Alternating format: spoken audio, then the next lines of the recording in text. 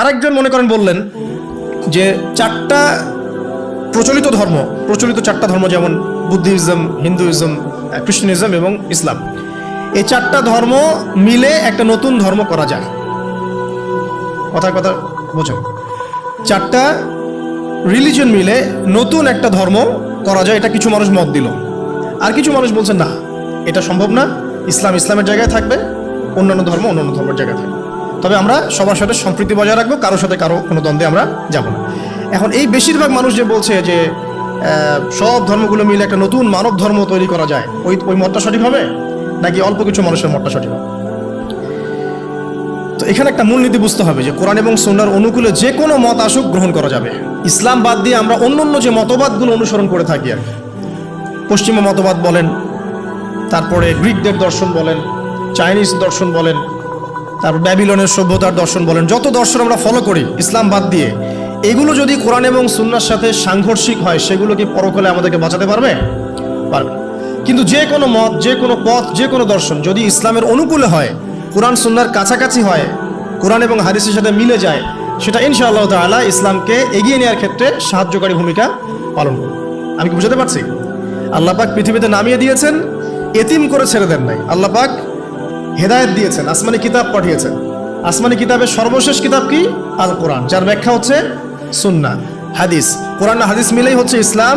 এটা বাদ দিয়ে অন্য কোনো দিন তালাশ করলে আমল কবুল হবে না। এই ইসলামের সংযোজন বিয়োজনের কোনো সুযোগ নাই। এখন ইসলাম বাদ দিয়ে অন্য মতাদর্শগুলো যদি আমরা ফলো করি, সেগুলো যদি কোরআন সুন্নাহর অনুকূলে হয় ঠিক আছে, যদি কোরআন সুন্নাহর প্রতিকূলে যায় তাহলে ঠিক নাই। যদি আপনারা বলেন, এখন সারা বিশ্বই কথা বলে যে বেশিরভাগ মানুষ যা বলবে সেটাই হক, বেশিরভাগ মানুষ যেটা বলবে সেটা সঠিক, ডেমোক্রেসি, বেশিরভাগ মানুষ যা বলবে সেটাই সঠিক। এখন এই মসজিদে মনে করেন যে 1000 মানুষ বসে আছে, কথার কথা, এখন একটা ভোটাভুটি করলাম, বিষয় কি? বিষয় হচ্ছে সুদ হালাল না হারাম। বিষয়টা হচ্ছে সুদ মানবতার কল্যাণে উপকারী না ক্ষতিকর। এখন আপনাদের মধ্যে 999 জন ভোট দিল যে সুদ মানবতার জন্য উপকারী, অর্থনৈতিক অগ্রগতির জন্য সুদের দরকার আছে, সুদের লোন না নিলে এই যুগে চলা যায় না, সুদ না খেলে এই যুগে বিল্ডিং করা যায় না, সুদ না খেলে অর্থনৈতিক প্রোগ্রেস হবে না। তাদের মত এটা। কয়জনের মত?